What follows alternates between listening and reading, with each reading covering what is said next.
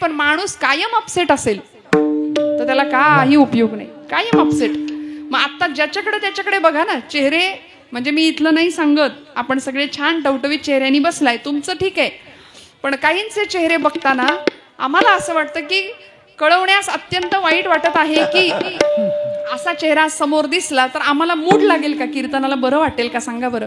उत्सवी सृष्टीमध्ये भगवंतानी आम्हाला जन्म दिलाय आणि त्या उत्सवी सृष्टीमध्ये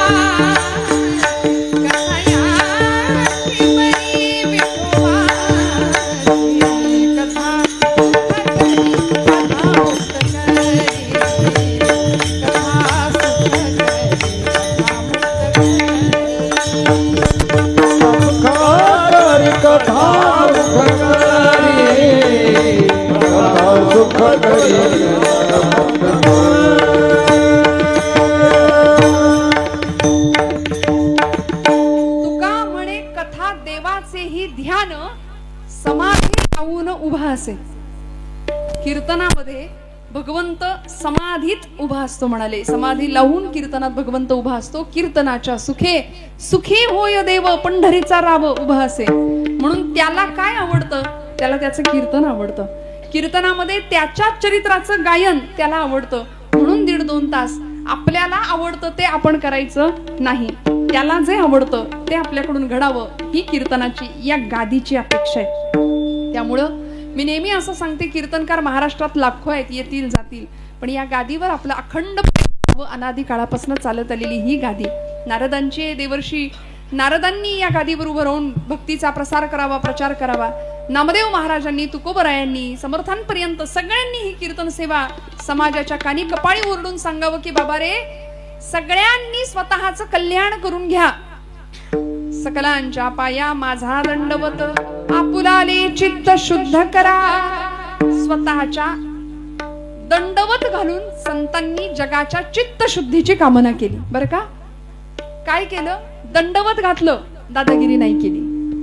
आमचं उलट आहे, आम्ही दंडवत नाही घालत, आम्ही दादागिरी करतो. संतांनी दादागिरी कुठेच नाही केली, उलट दुसऱ्याच्या हृदयाचं दुःख बघून ज्यांचं हृदय वितळलं ते संत म्हणून लोण्याची उपमा सुद्धा दिली तरी ती कमी ठरली. लोण्याला ताप दिला तर लोणी वितळतं, पण संतांचं हृदय दुसऱ्याच्या हृदयाच्या होणाऱ्या तापाने वितळतं, म्हणून ते श्रेष्ठ आहेत. 750 वर्षानंतर माऊलींची एक ओवी जरी वाचली तरी जीवनाचा उद्धार होतो. हे जर सारे ज्ञानेश्वरीचं हे गमक आहे, एक तरी ओवी अनुभवावी.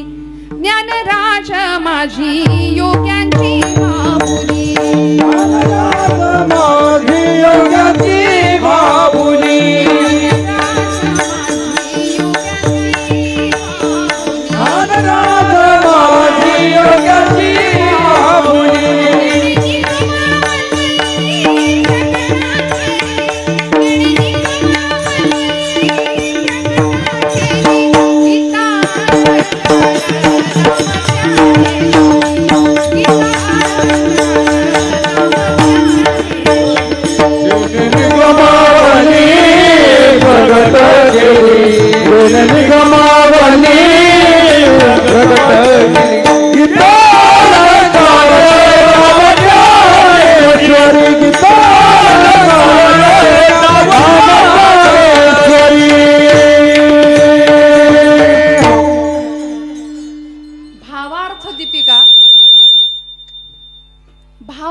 माऊलींनी भाव जाणला आणि महाराष्ट्र सारस्वतानी महाराष्ट्र संस्कृतीच्या गाभाऱ्यामध्ये ज्ञानोबांची ज्ञानेश्वरी समाजाने बसवली. श्रोते हो, जगद्गुरु संतश्रेष्ठ तुकोबरायांची गाथा असू दे, जी आमचा माथा सुधारण्याचं काम वेळोवेळी करते. एका हरिपाठासाठी ज्ञानोबांचे 1000 वेळा पाय धरले तरी ते कमी ठरतील. एवढे उपकार आहेत, एवढे ऋण आहेत हरिपाठाचे माऊलींच्या. हरी हरी मंत्र किती सोपा देऊन ठेवला. पूर्ण हरिपाठामध्ये 108 वेळा हरिनामाचा उच्चार आलाय. बघा, घरी जाऊन बघा, आता इथं बघू नका.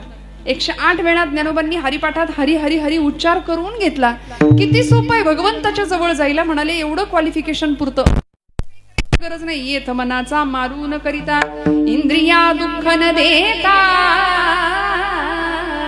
येथे मोक्ष असे आयता श्रवणाची माझी.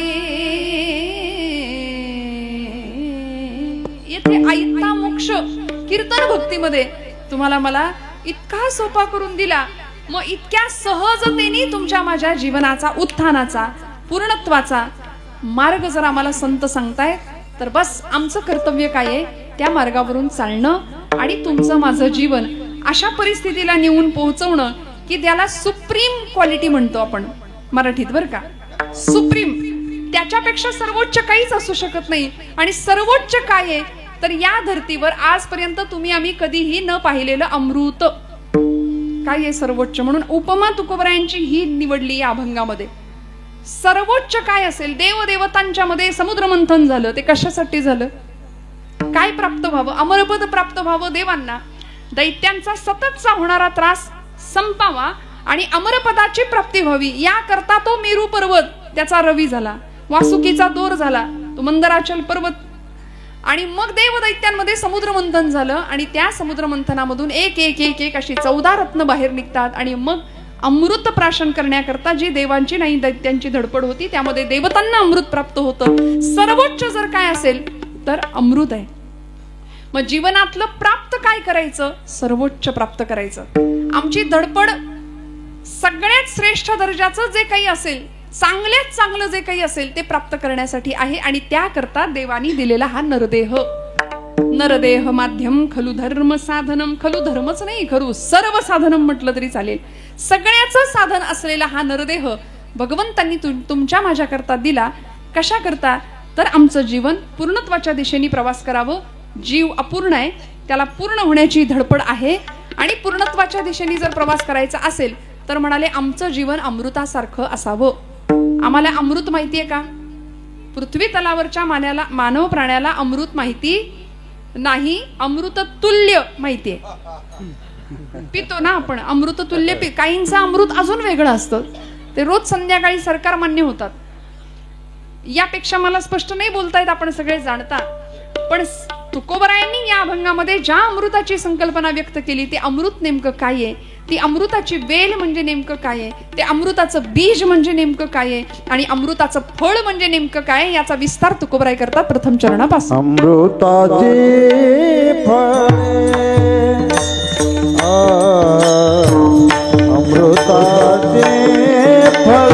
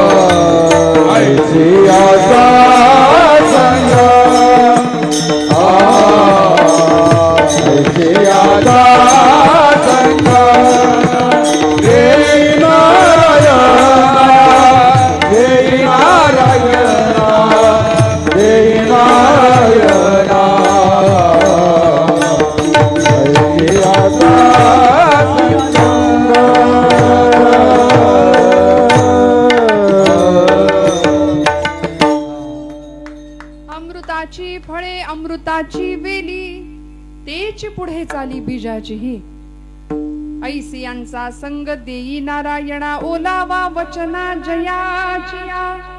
अमृतासारखं जीवन तुमचं माझं असावं हे संतांना वाटलं, महापुरुषांना वाटलं. आणि म्हणून या देशामध्ये, या मातीमध्ये असा एक वीरोत्तम नरोत्तम जन्माला आला, ज्याचं नाव लहानपणीचं नरेंद्र होतं. मोठे झाल्यावर स्वामी विवेकानंद म्हणून जगाला ज्ञात झाले आणि जगाने त्यांचा गौरव करताना योद्धा संन्यासी असा केला. योद्धा कधी संन्यासी नसतो आणि संन्यासी कधी योद्धा नसतो, पण हे एकमेव असं चरित्र होतं की जे योद्धा संन्यासी होतं. ज्या काळामध्ये ख्रिस्ती मिशनऱ्यांचा प्रसार प्रचार भारताच्या भूमीमध्ये होत होता आणि भारतामध्ये सगळ्याच जनतेला उल्लेखून ही ख्रिस्ती मिशनरी लोक, ख्रिस्ती मिशनरी लोक आपल्या समाजाला उद्देशून सांगत होते की तुम्ही पापी आहात, तुम्ही येशूला शरण जा म्हणाले, तुम्ही पापी आहात. पण स्वामी विवेकानंदांसारखा द्रष्टा ज्यावेळी उभा राहतो त्यावेळी जगातल्या तमाम बांधवांना, तरुण पिढीला आणि सबंध देशाला उल्लेखून एक वाक्य उद्धृत करतात की तुम्ही पापी नाही, तुम्ही अमृताचे पुत्र आहात, अमृतस्य पुत्र आहात. उत्तिष्ठ जाग्रत प्राप्य वरांनी बोधत, हे उपनिषदांचं तत्वज्ञान स्वामीजी जगात मांडतात की आता उठा, जागे व्हा. आणि संतांनी तुमच्या माझ्या मनामध्ये मनगटामध्ये आणि मेंदूमध्ये सतत जागते पण ठेवलं. का हो, आम्ही झोपलोय का? म्हणले देहाची जरी झोप नसली तरी मनाची झोपच आहे. आता सुद्धा सगळे जागे आहेत का? कुणाला माहिती आपण कीर्तनात बसलोय की नाही हेही कुणाला कळत नाही. नक्की कुणाच्या कीर्तनात आपण बसलोय हेही 2 तास कळत नाही. अशी डुलकी मस्त लागते काही जणांना. इथलं सांगत नाही, सगळे जागे आहात, आपण छानपणे ऐकताय, श्रवण करताय, एवढी गर्दी आहे. पण तरी सुद्धा इथे सर्वांगाचं कान करून श्रवण करण्याची पात्रता तेव्हाच येते जेव्हा मन आमचं इथं स्थिर होईल. आणि हे मन मजबूत करण्याचं काम वारंवार आमच्या संतांनी केले. ज्या संतांनी जगाकडून मिळणारा सगळा अन्याय अत्याचाराचा घाव सहन केला. तुका म्हणे तोची संत सोशी जगाचे आघात, सोशी जगाचे आघात, सोशी जगाचे आघात. तुका म्हणे तोची संत सोशी जगाचे आघात, सोशी जगाचे आघात, सोशी जगाचे आघात. तोची संत जगाने दिलेल्या सगळ्या अवहेलना हसत हसत सहन केल्या. आणि काय केलो? विश्वाचे आर्त माझ्या मनी प्रकाशले, अवघेची जहले देह ब्रह्म. सगळं पचवलं, सगळं दुःख यातना सहन केल्या.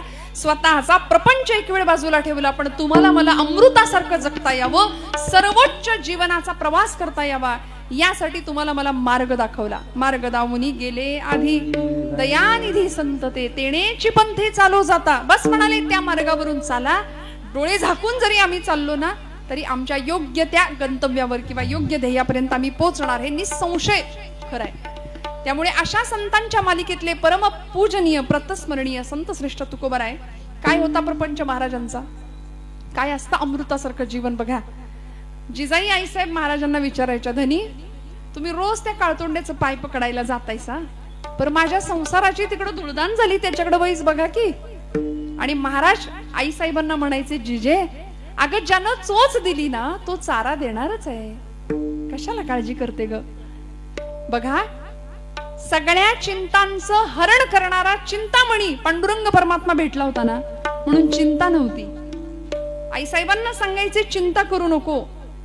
सगळ्याचा जनक पिता मायबाप जगन्नाथ जर पांडुरंग परमात्मा असेल ना तर आता चिंता सोड.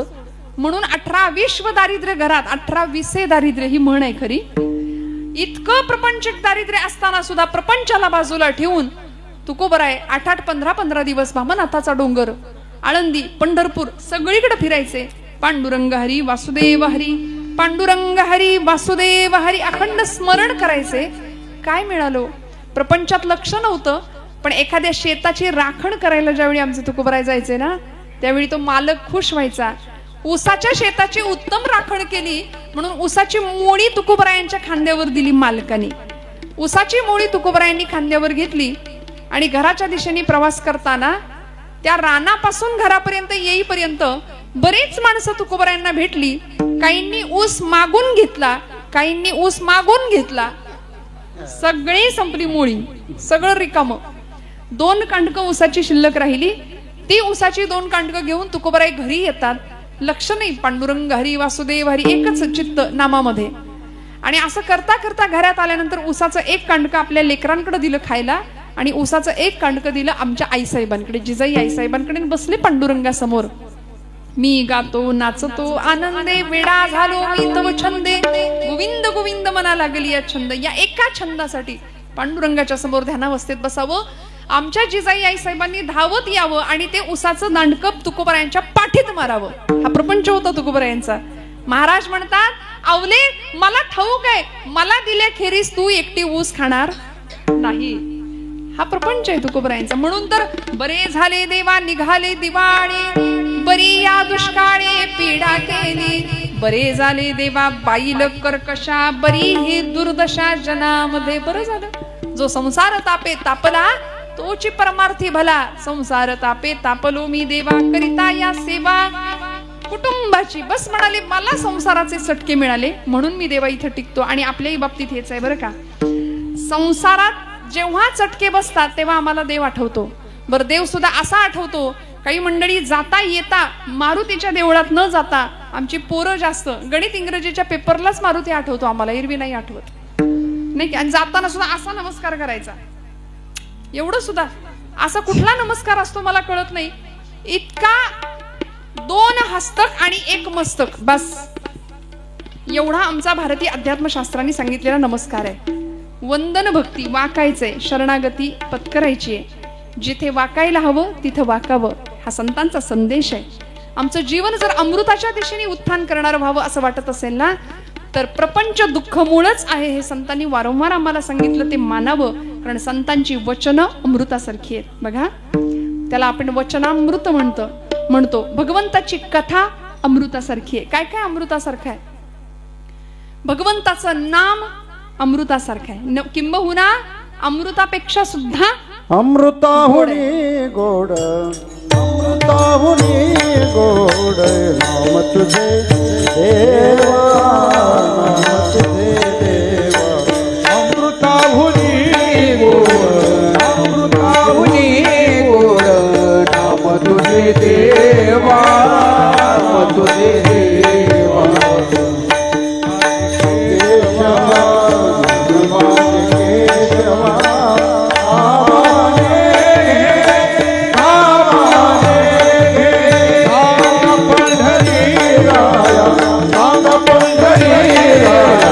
काय करूया, काय करूया, सांगा पंढरी राया, सांगा पंढरी राया, काय करूया,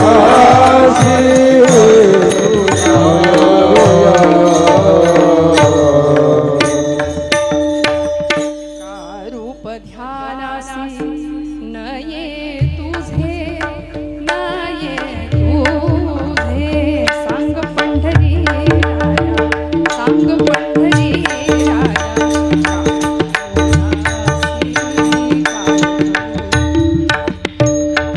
अमृतापेक्षा सुद्धा देवा तुझं नाम मधुर आहे. बघा काय काय अमृतासारखं आहे, काय काय अमृतापेक्षा श्रेष्ठ आहे. आणि मग तुकोबाराय आम्हाला सांगतात, अमृताच्या वेलीला, अमृताची वेल असेल ना तर तिला जन्माला येणारं फळ सुद्धा अमृतासारखंच असतं. त्याच प्रकारच्या बीजाचा उत्तरोत्तर विकास पुढच्या काळात होत राहतो. म्हणून अमृताची फळे, अमृताची वेली तेची पुढे चाली बीजाची, त्याच अमृतमय बीजाचा विकास होत राहतो. महाराष्ट्राची परंपरा आहे. अशी अमृताची वेल ज्या घरामध्ये आहे त्या घरामध्ये कुळी कन्या पुत्र होती जे सात्विक, तयांचा हरिख वाटे देवा. अशी संतती जन्माला येत गेली. आणि मग नामदेव महाराजांचं पसायदान आम्हाला आठवतं. नामदेव महाराज अशा कुळांना अकल्प आयुष्य लाभावं असं भगवंताकडे मागणं सुद्धा मागतात. अकल्प आयुष्य भावे तया कुळा, अकल्प आयुष्य भावे तया कुळा.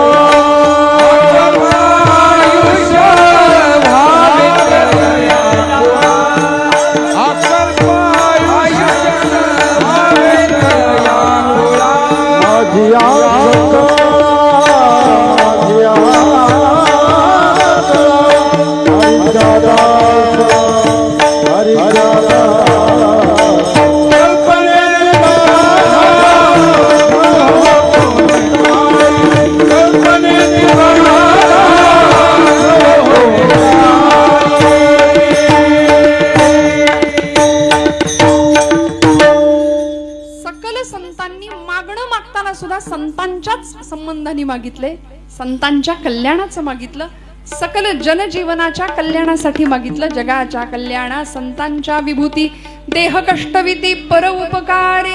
आणि मग असा प्रवास जीवनाचा व्हावा तुमचा माझा संतत्वाच्या दिशेने, उत्तमतेच्या दिशेने. जे जे उत्तम उदात्त उन्नत सावरकर म्हणाले, महन मधुर तेते. असं उत्तम तुमच्या माझ्या जीवनाला उत्तमाचा स्पर्श व्हावा, आमचं जीवन अमृतासारखं सुमधुर व्हावं. याकरता तुकोबाराय सांगतात की अमृता समान असलेल्या संतांच्या जवळ जा. संतांचं वचन हे अमृतासारखं आहे. एवढंच नाही, संतांचा अनुभव सुद्धा अमृतासारखा आहे. माऊलींनी मुमुक्षुत्वाच्या पलीकडे जाणाऱ्या लोकांसाठी, गेलेल्या लोकांसाठी काय दिला हो ग्रंथ? साधकांच्यासाठी भावार्थ दीपिका ज्ञानेश्वरी. मुमुक्षुत्वाच्या पलीकडे गेलेल्या लोकांसाठी अनुभवामृत किंवा अमृतानुभव माऊली आम्हाला देतात. ज्ञानदेव म्हणे, श्रीमंत हे अनुभवामृत सेवुनी जीवन मुक्त होईजेथ. अमृतानुभवाचं सेवन करा, जीवनमुक्त पदाला पोहोचाल. आणि जीवनमुक्तीचा क्रम एकीकडे आद्य जगद्गुरु आचार्य सुद्धा आम्हाला सांगतात. कसा जीवनमुक्तीचा प्रवास आमचा सुकर होईल बघा. सत्संगत्वे निसंगत्वम, निसंगत्वे निर्मोहित्वम, निर्मोहित्वे निश्चलत्वम, निश्चलत्वे जीवनमुक्ती. सत्संग करा म्हणाले. सत्संग केल्यामुळे काय होईल? निसंग व्हाल. निसंग केल्यामुळे काय होईल? निर्मोही व्हाल. निर्मोही अवस्था प्राप्त झाली की निश्चल अवस्था प्राप्त होते. आणि मग निश्चल अवस्था प्राप्त झाली की आम्ही जीवनमुक्त पदाला जाऊन पोहोचतो. न धरी रे संग राही रे निसंग,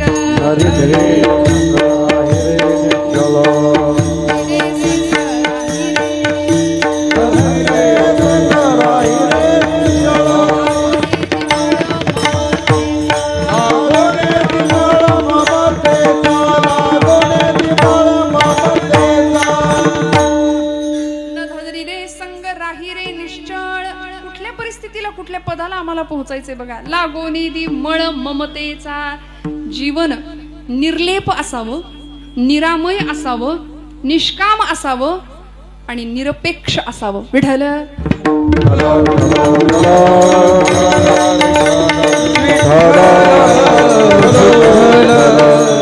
कुठल्या परिस्थितीला आणि कुठल्या सिद्धतेला साधक जाऊन प्रवास करतो बघा. आचार्य जगद्गुरु शंकराचार्यांनी निर्वाण षटक लिहिलं. जीवनाचा प्रवास असा व्हावा, जीवात्म्याची भेट त्या शिवात्म्याशी व्हावी, जीव शिवाचं मिलन व्हावं. आचार्यांचं म्हणणं आहे. मग येणारा अनुभव कसा असतो? अहम निर्विकल्पो निराकार रूपो विभुर्व्याप्य सर्वत्र सर्वेंद्रियाणि सदा मे समत्वं न मुक्तिर्न बन्धनं चिदानंद रूप शिवोऽहं शिवोऽहं चिदानंद रूप शिवोऽहं शिवोऽहं न मे मृत्युशंका न मे व्याधि भेद पिता नैव मेनैव माता न बन्धुर्न मित्रं गुरुर्नैव शिष्यः चिदानंद रूप शिवोऽहं शिवोऽहं चिदानंद रूप शिवोऽहं शिवोऽहं. या तत्वापर्यंत तुमचा माझा प्रवास गेला पाहिजे शेवटच्या क्षणाला. बघा, इथं असलेल्या प्रत्येकाला, किंबहुना मानवी जीवनालाच येणाऱ्या प्रत्येक जीवाला, मनुष्य म्हणून जो जो जन्माला आलाय ना, त्याला इथून जाताना एक वाउचर देऊन जायचे. कुणाला? कुणाला? देवाला. जागेत ना सगळे? कुणाला द्यायचं वाउचर? मंडळाला, हनुमान मंडळाला. ते तर द्याच तुम्ही, ती पावती द्याच. पण एक वाउचर द्यायचंय जे अर्जुनाने दिलं भगवंतांना. काय झालं होतं त्याच्या बाबतीत? ज्यावेळी हातपाय गळून गेले, सिदंती मम गात्रा आणि मुखंच परिशुष्यती अशी अवस्था झाली, त्यावेळी भगवंत त्याला म्हणतात, आता थांबायचं नाही, उठ, उचल धनुष्य आणि तुझं क्षत्रियत्व सिद्ध कर. हतो वा प्राप्स्यसि स्वर्गम जित्वा वा भोक्षसे महिम तस्मात् हे कौंतेय उत्तिष्ठ युद्धाय कृतनिश्चय. उठ म्हणले, आता बसायचं नाही. पण मग त्याच्याकरता, त्याच्या मनाची अवस्था निर्माण करण्याकरता 18 अध्यायी गीता भगवंत सांगतात, अर्जुनाच्या निमित्ताने तुम्हाला मला सुद्धा. शेवटच्या अध्यायामध्ये अर्जुनाची ही अवस्था होते, देवा आता मी युद्धाला तत्पर आहे. नष्टो मोह स्मृतिर्लब्धा त्वत्प्रसादान् मया च्युतः स्थितोस्मि गत संदेह करिष्ये वचनं तव। सगळ्या गाठी सुटल्या संदेहाच्या, आता काहीच नाही उरलं, आता कर्तव्य तत्पर झालो, कर्तव्याला प्रवृत्त झालो, आता तू म्हणशील तसं करिष्ये वचनं तव। म्हणून तर भगवंत सांगतात सर्व धर्मान् परित्यज्य मामेकं शरणं व्रज। जो त्याला शरण गेला तो उत्तमात उत्तम होतो। म्हणून तर अर्जुनासारखा सखा भगवंत आपला म्हणतात। संतांनी या सगळ्या भक्ती तत्वांची ओळख तुम्हाला मला साध्या सोप्या भाषेत करून दिली। बरं त्याकरता फार कुठं जंगलात जायची गरज नाही म्हणाले। लोकसंस्कृतीचे सगळे पाईक आमच्या दारात आणून दिले, दिले की नाही? सकाळी उठल्याबरोबर आमच्या दारात येतो, दान पावलं दान पावलं वासुदेवाला दान। तुम्ही आतून आठवलं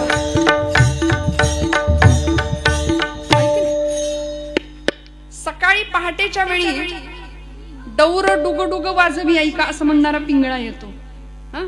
त्यानंतर लोकसंस्कृतीचे पाईक एखादा गोंधळी संबळावरची थाप कडाडतो आणि गोंधळी येतो आमच्या दारात। नाथांचा गोंधळ त्याच्या मुखात असतो। एखादा कोल्हाटी असतो डोंबाऱ्याचा खेळ खेळणारा, दोरावरनं ती मुलगी चालत असते आणि त्याच्या मुखामध्ये आम्ही कोल्हाटी कोल्हाटी सोहम शब्दे बोलती, त्याच्या मुखात भगवंताचंच नाम असतं। किंबहुना नाथांनी इतकं सोपं करून हे भक्ती तत्वज्ञान आमच्यापर्यंत आणून दिलं। बघा ना, कुठेही काही जायची गरज नाही। उत्तम प्रपंच करून सुद्धा आमच्या घरामध्ये उत्तम परमार्थ घडवू शकतो आणि देव आम्ही घरात आणू शकतो। आमचं असं झालंय, आमच्या घरात देव सोडून सगळं आहे, देव नाहीये। प्रपंचामध्ये सगळं बाकी मागतो आम्ही, आम्ही देवाला नाही मागत, देवाकडून सगळं मागतो, देव नाही मागत। इथे आम्ही चुकतो। संतांनी देव मागितला का? देव मागितला कारण देव कळला, देव दिसला, दिसला ना, म्हणून तर जीवन अमृतासारखं बनलं। निवृत्तीनाथांचा गोड अभंग आहे। रवींद्रनाथ टागोरांना हा अनुभव प्राप्त झाला, आमच्या ज्ञानोबा माऊलींना हा अनुभव प्राप्त झाला। देखिला देखिला गे माये देवांचाही देव, फिटला संदेह निमाले दुजे पण। द्वैत संपलं, अद्वैताचा साक्षात्कार झाला आणि आम्ही तुझ्यापासून वेगळे नाही। आम्ही कोण आहोत? आम्ही चकोर हरिचंद्रमा, आम्ही चकोर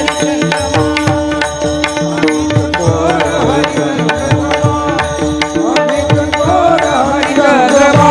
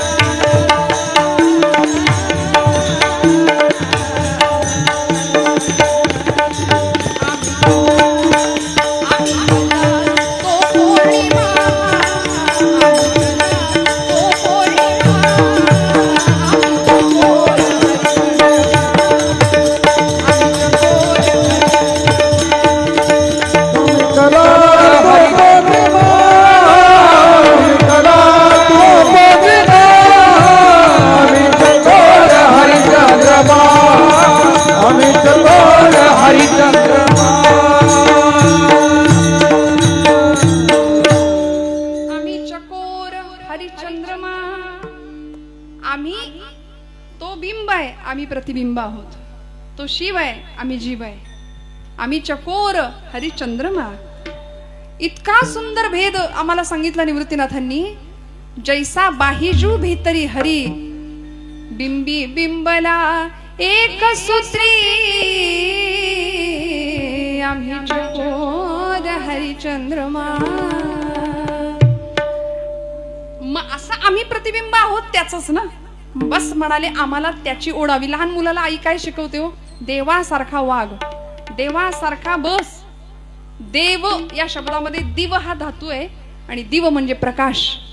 जीवनामध्ये प्रकाश असावा, जीवनामध्ये चैतन्य असावं। संतांनी ते चैतन्य सगळ्या सृष्टीत शोधलं। या उपाधी माझी गुप्त, चैतन्य असे सर्वत्र, ते तत्वज्ञ आणि संत स्वीकारिते।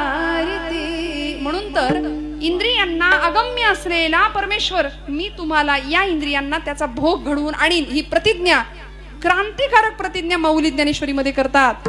या कारणे मी बोलेन, बोली अरूपाचे रूप दावीन,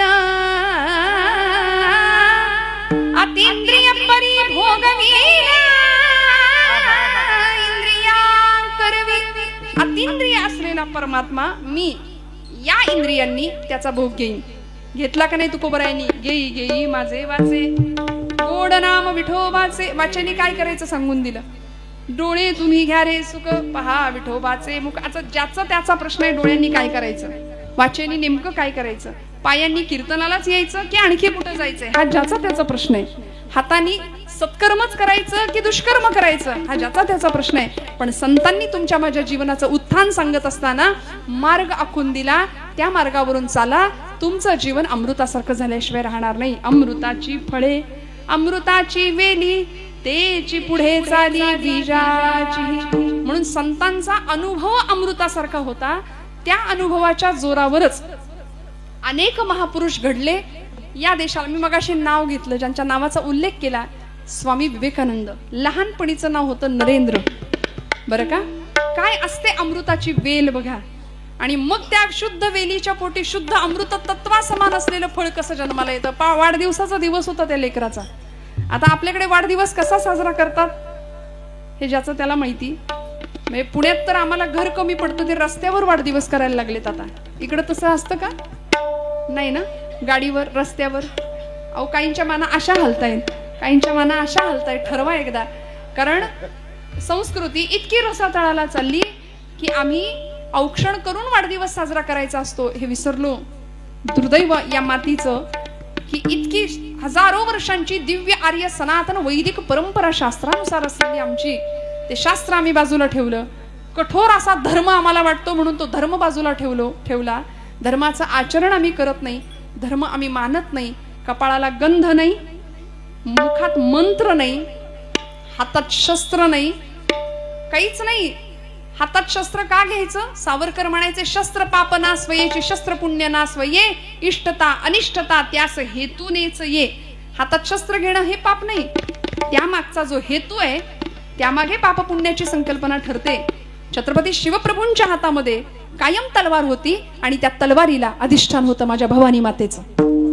ज्यावेळी अफजल खान दरबार या स्वराज्याच्या दिशेने येतो, हेच तुकोबराय हातामध्ये टाळ घेऊन जगाला धर्माचा संदेश देणारे तुकोबराय छत्रपतींना सांगतात, राजा विंचू देवहाऱ्याशी आला, देवपूजा नावडे त्याला, तेथे पैजाराचे काम अधमाशी तो अधम. म्हणून तर आपल्या वारकऱ्यांच्या हातामध्ये टाळ असतात, ते 2-2 किलो वजनाचे असतात. की संधी आली तर वार करी आणि वेळ आली तर वार विठ्ठल.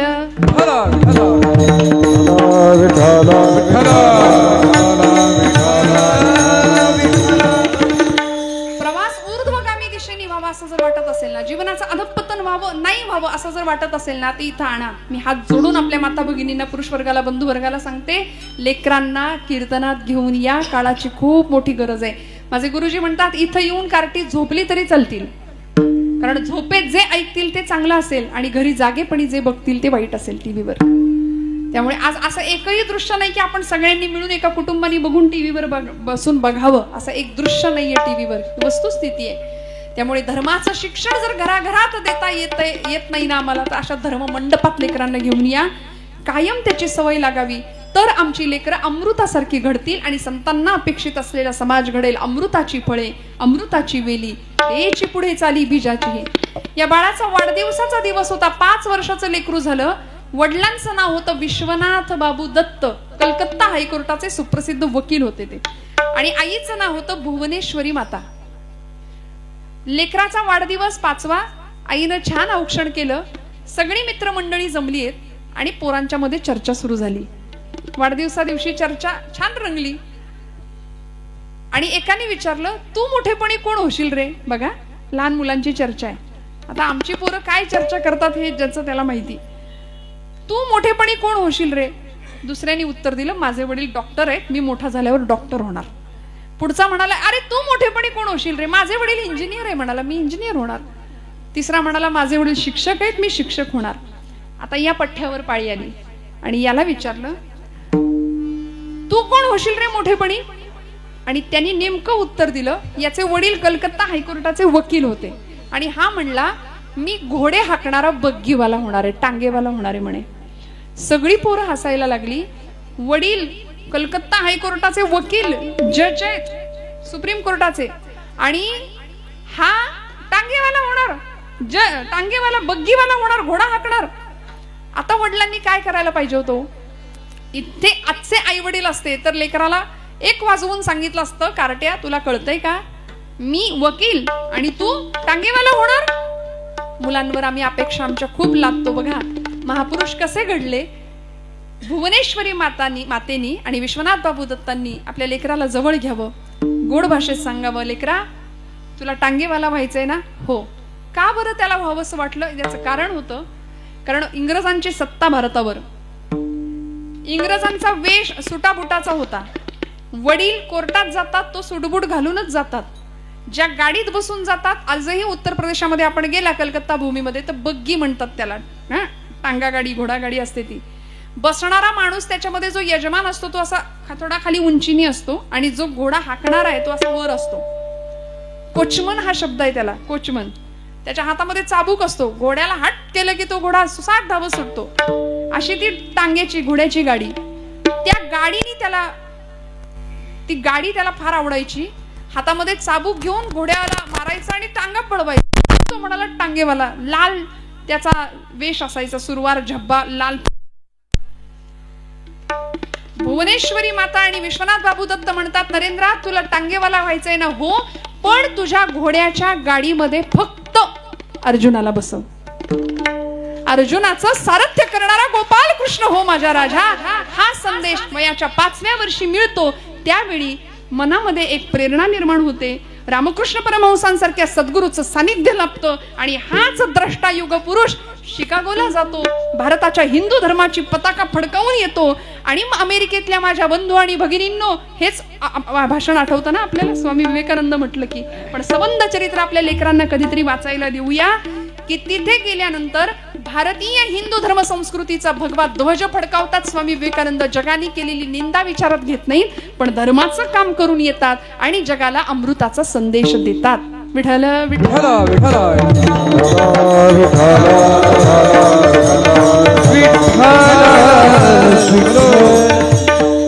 तुमचं माझं जीवन अशा अमृताच्या दिशेने घडायचं असेल म्हणून आपल्या लेकरांना उत्तम वाचन संस्कृती द्यावी. उत्तम वाचायला, लिहायला, बोलायला शिकवावं. परवा मी एका मुलाला विचारलं, तुला हरिपाठ माहितीये का? बरं का, कॉन्व्हेंटची पोरं आहेत आता, कुठल्या माध्यमात घालावं माझं काही म्हणणं नाही, कुठेही घाला, पण आपलं मूळ संस्कार मात्र त्यांच्याकडे राहू द्यात. तू काही वाचतोस का म्हटलं? चांगलं काही पुस्तक एखादं काही वाचतो का? तो म्हणला नाही ताई, माझं ट्विटरवर अकाउंट आहे, फेसबुक वापरतो, चॅटिंग करतो, व्हॉट्सअपवर अकाउंट आहे माझं, मी सगळं करतो. म्हणाले मला वेळच नाही वाचायला. म्हटलं तू वाचत नाही? म्हणला नाही. म्हणलं आता तू वाचत नाही. आपल्याकडे म्हण आहे, वाचाल तर वाचाल. परिस्थिती माणसाला घडवते किंवा परिस्थिती माणसाला बिघडवते. आपण म्हणतो ना, आमच्याकडे आम्हाला खूप करायचंय, आम्ही खूप मोठे झालो असतो, पण आमच्याकडे परिस्थिती नव्हती. हे सगळ्यात मोठं कारण आहे. मला सांगा, ज्ञानोबांना किती प्रतिकूलता होती हो. तुकोबरायांच्या मागे किती प्रतिकूलता होती. डॉक्टर बाबासाहेब आंबेडकर, भारतरत्न, या देशाला राज्यघटना देणारे एक महान नेते, किती प्रतिकूलता होती. रस्त्याच्या लाईट समोर अभ्यास केला, पण अमृतासारखं जीवन घडवलं. अनेकांना मार्गदर्शन दिले, अनेकांना प्रेरणा दिली. जिजाऊ आई साहेबांच्या समोर चारही बाजूंनी यवनांचं आक्रमण आहे, प्रचंड यातना, प्रचंड प्रतिकूलता आजूबाजूला आहे.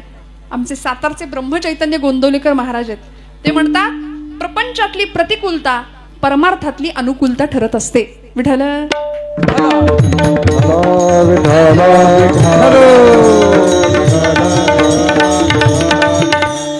मग म्हणाले, ही प्रपंचातली जी प्रतिकूलता आहे ना, वेदना असते ना, ती भगवंताकडे जास्त लवकर आम्हाला घेऊन जाते. सगळं छान असेल तर आम्हाला देव आठवत नाही. आम्ही नतद्रष्ट आणि लबाड माणसं आहे भक्तीच्या प्रांतामध्ये. आम्हाला देव आठवत नाही. कायम देवाचं सानिध्य राहावं, कायम देवाचं स्मरण राहावं, ही संतांची अपेक्षा होती. म्हणून जीवनाच्या प्रवाहामध्ये, मार्गामध्ये असं जर वाटत असेल की आमचं जीवन अमृताच्या सारखं घडावं, तर तुमच्या माझ्या जीवनाला स्पर्श असावा, संग असावा. तो कुणाचा? तो संग मागताय दुसऱ्या चरणामध्ये तुकोबर आहे.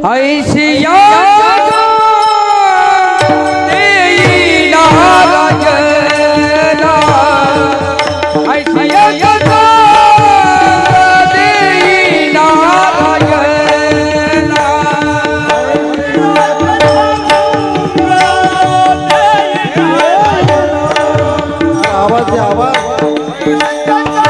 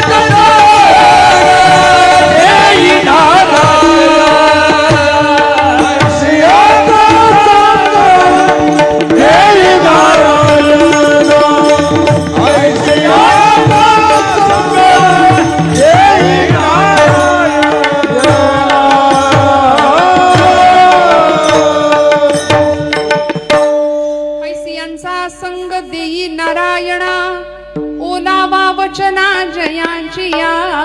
कसा संग दे म्हणाले? ज्यांच्या वचनाला भक्ती तत्वाचा ओलावा आहे, ज्याच्या मुखामध्ये सतत भगवंताचं नाम आहे, अशांचा संग मला तू दे तुकोबाराय मागतायत. संत सहवास मागतायत. काय घडतं? काय असतात संतांचे शब्द? ओलावा वचना जयाचिया. म्हणले शब्द ओले असतात का? शब्द ओले कसे करायचे? भिजवायचे का पाण्यात? कसं बोलायचं? साच आणि वाढ. मौलीने सांगून दिलं, मी तुले आणि रसाळ. शब्द जैसे कल्लोळ अमृताचे. अमृतासारखे शब्द सुद्धा संतांचे आहेत. किती मवाळ. आज तुमच्या माझ्या गळ्यात माळ आहे, पण जरा राग आला की भस्कन याच्या अंगावर त्याच्या अंगावर आम्ही ओरडतो. कपाळाला बुक्का आहे पण पथ्य नाही सांभाळत. जेणे विठ्ठल मात्रा घ्यावी तेणे पथ्य सांभाळावी. काय पथ्य आहे? गळा माळ शोभे आत्मरूप शांती. भक्ती भाव दोन्ही धरू टाळ हाती. टिळा विरक्तीचा कपाळास न्यालो. आम्ही विठ्ठलाच्या भजनात न्हालो. एक तारी संगे एक रूप